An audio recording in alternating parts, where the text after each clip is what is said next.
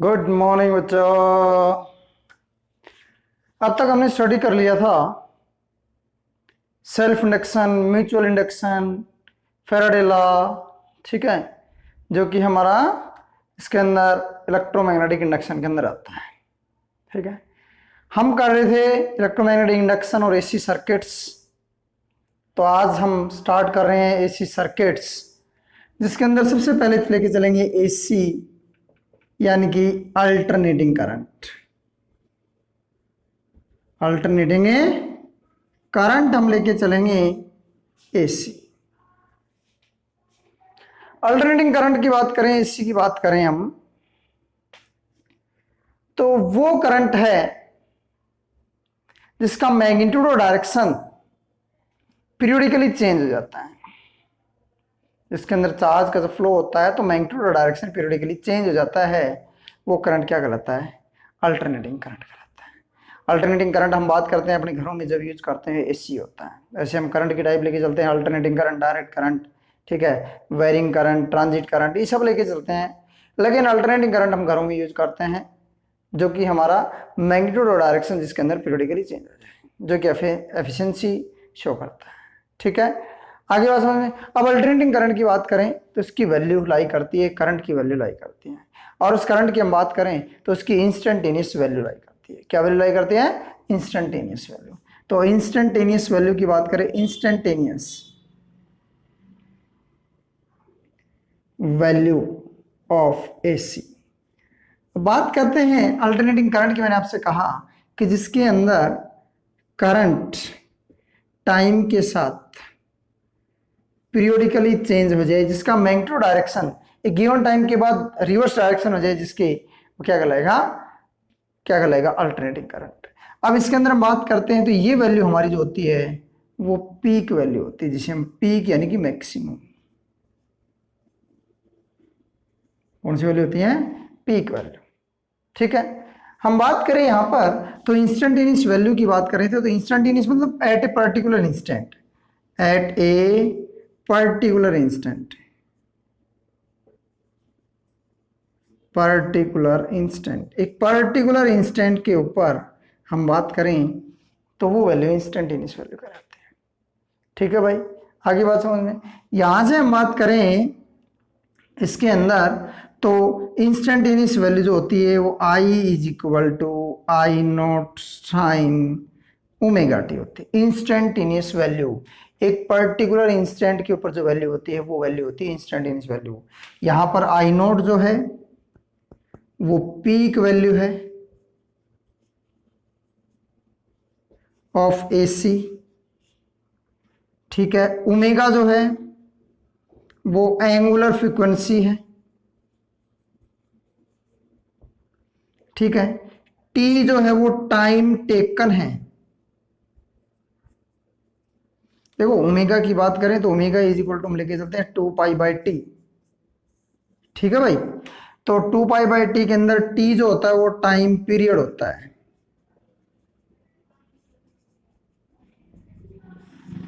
Time period. और यहां पर जो t होता है वो टाइम, स्मॉल t जो होता है वो टाइम टेकन होता है। क्या होता है? टाइम है टेकन। एक होता है टाइम पीरियड और एक होता है टाइम है टेकन होता है। क्लियर है? आगे बात समझ में। यहां पर हम चलें तो इसके अंदर टाइम पीरियड और टाइम टेकन की बात कर रहे हैं तो ये एंगुलर फ्रीक्वेंसी हम लेके चल रहे हैं ओमेगा टी। देखो यहां आप साइन कंपोनेंट भी ले सकते हो और कोस कंपोनेंट भी ले सकते हो, लेकिन साइन कंपोनेंट और कोस कंपोनेंट में क्या अंतर रहेगा? अगर साइन ले रहे हो तो 0 से पाई लिमिट अप्लाई करोगे आप, यानी कि 0 से मैक्सिमम और फिर 0। ठीक है, ओके। लेकिन अगर आप कोस ले रहे हो तो आपकी लिमिट अप्लाई होंगी π/2 से 3π/2, यानी कि कोस π/2 जो होता है वो 0 होता है और कोस 3π/2 भी क्या होता है? 0। समझ गए भाई? यहां से यहां तक ये लिमिट अप्लाई होंगी, ये होगी। ठीक है भाई, कोई दिक्कत नहीं है। चलें आगे। यानी कि आप I इज इक्वल टू जो I naught sine omega T लिखा, इसकी जगह I is equal to I naught cos omega T भी लिख सकते हो। समझ गए। लेकिन जो साइकिल आपको लेनी पड़ेगी वो π/2 से 3π/2 लेनी पड़ेगी। ठीक है, अब सुनो मेरी बात, आपने होम्स लॉ पढ़ा था कि नहीं पढ़ा था? होम्स लॉ था V = I × R। बोल लो भाई, था ना? I × R। अब सुनो, तो I = क्या आ जाएगा? V/R। ठीक है, अरे बोलो I × R कर तो E = आ जाएगा E0 sin ω t। मतलब यहाँ I की जगह E/R और I0 की जगह E0/R रखोगे तो वैल्यू आ जाएगी E/R that is equal to E0/R sin ω t। अरे यही तो था, R से R कैंसिल, तो E = E0 sin ω t। This is the instantaneous value of EMF, EMF की इंस्टेंटेनियस वैल्यू। ठीक है भाई, कोई दिक्कत नहीं है, चलें आगे। चलो अब बात करते हैं नेक्स्ट, और नेक्स्ट हमारी आती है मीन वैल्यू कह सकते हो, एवरेज वैल्यू कह सकते हो, अल्टरनेटिंग करंट की मीन वैल्यू और एवरेज, मीन वैल्यू और average value of AC। Mean value और average value of AC, alternating current की मीन वैल्यू और एवरेज वैल्यू। ठीक है भाई, कौन सी वैल्यू? मीन वैल्यू या एवरेज वैल्यू। ठीक है, हम बात करें तो मीन वैल्यू और एवरेज वैल्यू करंट की वो वैल्यू है, वो कांस्टेंट करंट की या स्टडी करंट की वो वैल्यू है जो हाफ साइकिल के अंदर क्या करने के लिए, हाफ साइकिल के अंदर चार्ज को क्या करवाने के लिए, सर्किट के अंदर से same amount of charge in a given time in the half cycle. मतलब it is the steady current, sorry it is the current, steady current which is required to give the same amount of the charge in the half cycle is the वो current की value जो half cycle के अंदर same amount of current के लिए चाहिए, क्या कहलाती है भाई? अरे बोलो, एवरेज वैल्यू या मीन वैल्यू। मतलब साफ साफ सी बात है, साफ सी शब्दों की बात है कि आपके पास एक अल्टरनेटिंग करंट हमने लिया और ये सर्किट आपने ले लिया, यहाँ पर टाइम 0 था, यहाँ पर T/4 था, यहाँ पर 2T/4 था, यहाँ पर 3T/4 था, यहाँ पर 4T/4 है। ठीक है भाई, कोई दिक्कत नहीं है। इधर टाइम है और इधर है हमारा करंट।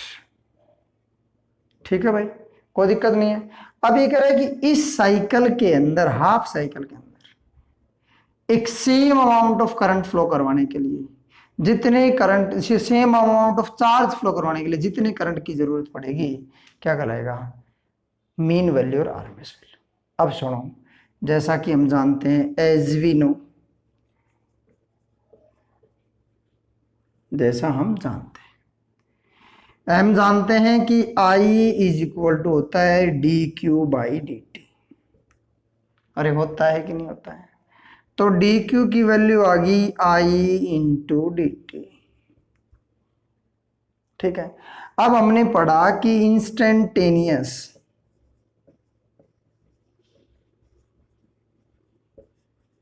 वैल्यू ऑफ करंट क्या थी भाई? वो थी I = I0 sin ω t। ठीक नहीं थी? रख दो भाई। dQ, हमें चार्ज निकालना, पहले हम चार्ज निकालेंगे। ठीक है, हाफ साइकिल के थ्रू, क्योंकि वही तो चार्ज होगा, वही चार्ज होगा जो कि हमें क्या देगा, हाफ साइकिल के अंदर जो करंट होगा वो मीन करंट होगा। भाई जितने चार्ज में हमने इंस्टेंटेनियस करंट फ्लो करवाया उतने चार्ज में हम मीन करंट फ्लो करवाएंगे, तो वो करंट क्या कहलाएगा? मेन करंट कहलाएगा। ठीक है, वैल्यू आ गई, सॉरी भाई, यहाँ से I naught sine omega T D T. ठीक है भाई, इसको इंटीग्रेट कर दो, इंटीग्रेट कर दो, डी क्यू इंटीग्रेशन, इंटीग्रेशन 0 से टी हाफ, टी हाफ हो गया, I naught sine omega T D T, I naught sine omega T D T आ गया। ठीक है भाई, डी क्यू की वैल्यू आ गई क्यू, इंटीग्रेशन डी क्यू का क्यू आ गया। अब यहाँ आई नोट बाहर आ गया, integration T by two sine omega T D T. अब साइन का इंटीग्रेशन क्या होता है, आप सब जानते हो, साइन का इंटीग्रेशन क्या होता है भाई, अरे बोलो, साइन का इंटीग्रेशन होता है minus cos Q is equal to I naught minus cos omega T. अब ओमेगा टी का इंटीग्रेशन होता है अपॉन में ओमेगा, लिमिट अप्लाई कर दी 0 से टी बाई टू, मतलब हाफ साइकिल के अंदर टाइम चेंज होगा।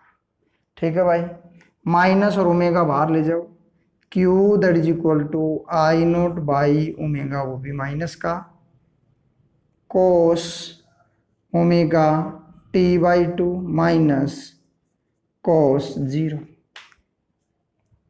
ठीक है, अब ओमेगा की वैल्यू मैंने आपको बताई थी, क्या थी ओमेगा की वैल्यू, ओमेगा की वैल्यू थी 2 पाई बाई टी, ठीक नहीं थी, रख दो भाई, Q that is equal to minus I naught upon omega cos 2 pi by T into T by two minus cos 0, T से टी कैंसिल, 2 से 2 कैंसिल, कोस पाई की वैल्यू होती है कोस पाई दैट इज इक्वल टू कोस 180, और कोस 180 होता है -1, 9th क्लास से पढ़ते आ रहे हो आप, -1, Q that is equal to minus I naught upon omega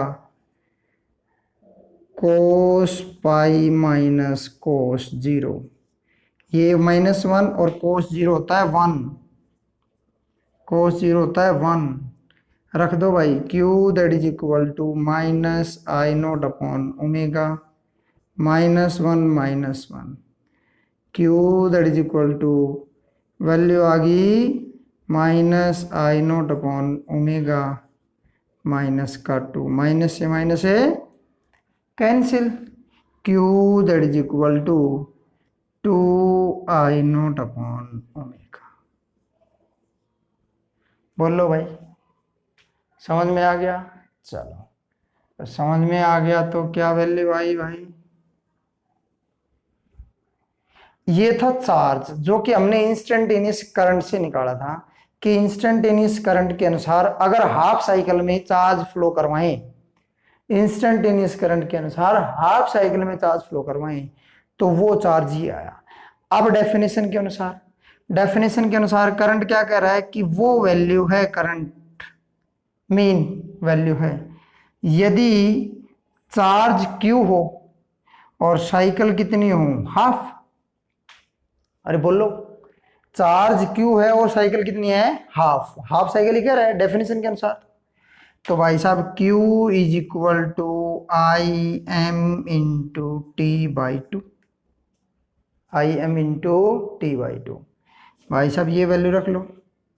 अब देखो ओमेगा की वैल्यू कितनी होती है, ओमेगा की वैल्यू 2 पाई बाई टी थी, रख दो भाई, क्या वैल्यू आएगी, Q that is equal to 2 I naught upon 2 pi upon में टी, 2 से 2 कैंसिल, टी ऊपर आ जाएगा, Q is equal to I naught T upon pi.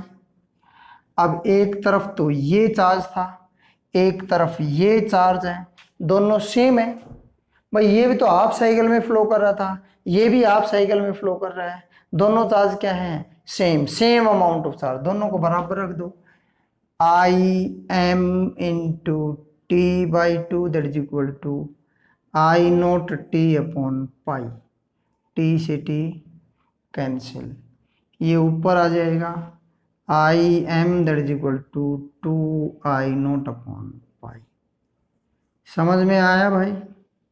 अरे बोलो, पाई की वैल्यू होती है कितनी? 22/7 या 3.14। तो I M that is equal to 2I0 upon 3.14। तो आई एम आ जाएगा कितना? 0.637 ऑफ I0। बोलो भाई, समझ में आया कि नहीं आया? अरे बोलो, रिपीट कर लो। देखो, डेफिनेशन के अनुसार मीन वैल्यू और आरएमएस वैल्यू वो करंट है जो हाफ साइकिल के अंदर फ्लो करता है। क्या हाफ साइकिल में फ्लो करता है, लेकिन same amount of charge flow करवाए। ठीक है भाई, हाफ साइकिल में सेम अमाउंट, तो हाफ साइकिल में सेम अमाउंट ऑफ चार्ज होगा, वो ले लिया। अब हमें पता है I is equal to D Q by D T होता है, तो Q is equal to I into D T. तो इंस्टेंटेनियस करंट कितना हो गया? I is equal to I naught sine omega T. अब इस आई की वैल्यू यहाँ पे रख दो, रखोगे तो D Q is equal to I naught sine omega T D T. ठीक है, इसको इंटीग्रेट कर दो कंप्लीट हाफ साइकिल के लिए। मतलब हमने ये वैल्यू डी क्यू कहीं भी निकाली है, कहीं भी वो वैल्यू है, हाफ साइकिल के लिए इंटीग्रेट कर दो। तो D Q is equal to 0 से T by 2 I naught sine omega T D T. Q is equal to I naught constant बाहर आ गया, 0 से T by 2 sine omega T D T. Q is equal to I naught, sine का integration होता है minus cos theta, sine theta का integration होता है माइनस कोस थीटा। तो माइनस कोस थीटा की जगह ओमेगा टी, और ओमेगा टी के साथ भी वेरिएबल है, तो ओमेगा टी के साथ वेरिएबल है तो अपन में ओमेगा, अपन में ओमेगा। वैल्यू आ गई Q is equal to minus I naught upon omega cos omega T by 2 minus cos 0। Q की वैल्यू होगी minus I naught upon omega cos T से टी 2 से T cos pi minus cos 0। Q is equal to minus I naught upon omega cos pi minus cos 0। Cos pi की value होती है 180, कोस 180 minus 1 minus 1 minus 1। अब कोस 0 होता है 1, minus 1 minus 1 minus 2, minus से minus cancel, 2I0 upon omega आ गया। अब सुनो, अब ओमेगा की वैल्यू फिर वही 2 pi by 2, 2 pi by T रख दो। 2 पाई बाई टी रखोगे तो Q is equal to I naught T upon pi, अरे I naught T upon pi रख दो भाई साहब। I M that is equal I M into, देखो सुनो, ये आई नोट अपॉन ये पाई आ गई, दूसरी तरफ ये चार्ज था, दोनों को कंपेयर करवा दो, इस इक्वेशन को और इस इक्वेशन को, ये भी क्यू ये भी क्यू। तो I M T by 2 is equal to ये equation I naught T upon pi. तो भाई टी से टी कैंसिल, 2 ऊपर चला जाएगा, I M is equal to 2I0 upon pi. ठीक है, पाई की वैल्यू होती है 3.14, डिवाइड करेंगे तो वैल्यू आ जाएगी I mean that is 0.637 of I note. यानी कि जो मीन वैल्यू होगी ना वो सिर्फ 63% ही होगी भाई। कितनी होगी? 63% ही। ठीक है, आई मीन जो होगा, आई मीन की बात करें तो that is 63% of I note. I note का 63% ही होगा। ठीक है भाई, 63.7 कह सकते हो आप, 63% ही होगा किसका भाई? आई नोट का। समझ में आ गया? हाँ जी, हाँ जी दोस्त, समझ में आ गया। चलो समझ में आ गया तो अगला देखो, नेक्स्ट देखो भाई, नेक्स्ट अगला क्या कह रहा है? अगला कह रहा है भाई,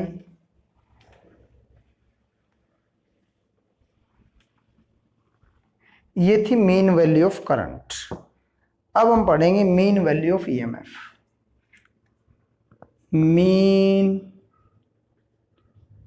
value of EMF in AC circuit, in AC circuits. AC circuits के अंदर मीन वैल्यू किसकी? ईएमएफ की। ठीक है जी, चलें आगे। चलो अब बात करते हैं किसकी? मीन वैल्यू ऑफ ईएमएफ की बात करें तो it is the value of the किसकी भाई? It is the value of the EMF, it is the value of the EMF which is applied to a circuit. ठीक है, which supply the same amount of charge, which supply the same amount of a charge in the half cycle of AC। मतलब वहां पे क्या था, वहां पे current था, यहाँ पे क्या आ गया EMF। कि EMF की वो वैल्यू या कांस्टेंट EMF की वो वैल्यू जो किसी सर्किट के अंदर हाफ साइकिल के अंदर क्या दे, सेम अमाउंट ऑफ चार्ज दे, क्या कहलाती है, बोलो भाई, mean value of A EMF कहलाती है। अब आप सब जानते हो कि IE is equal to instantaneous EMF।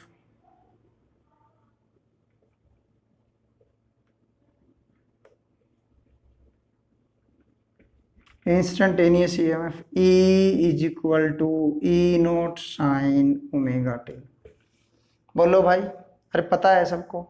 अच्छा, जैसा कि आप जानते हो, एज वी नो, जैसा हम सब जानते हैं, V is equal to IR, तो I is equal to V by R, I is equal to E by R, that is equal to E0 by R sine omega T. भाई आया कि नहीं आया, बोलो, अरे बताओ। अब दूसरी तरफ आपने पढ़ा था क्या, अरे I इज इक्वल टू, जैसा करंट, करंट क्या होता है, I is equal to D Q upon D T, तो D Q is equal to I into D T.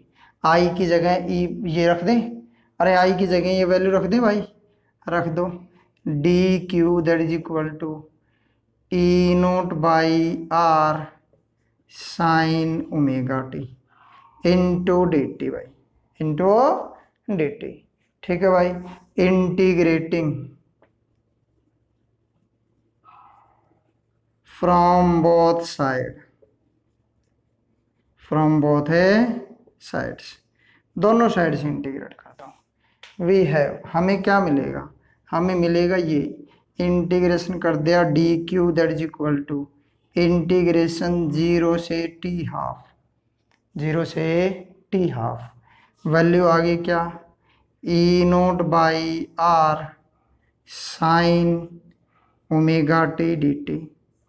भाई साहब, जो कांस्टेंट टर्म है उनको बाहर निकाल लो, जो वेरिएबल टर्म है उनको अंदर रख लो।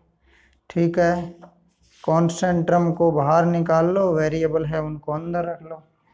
डी क्यू का इंटीग्रेशन क्यू, वैल्यू आ गई E0 बाई आर इंटीग्रेशन 0 से t/2 sine omega T D T, omega T D T.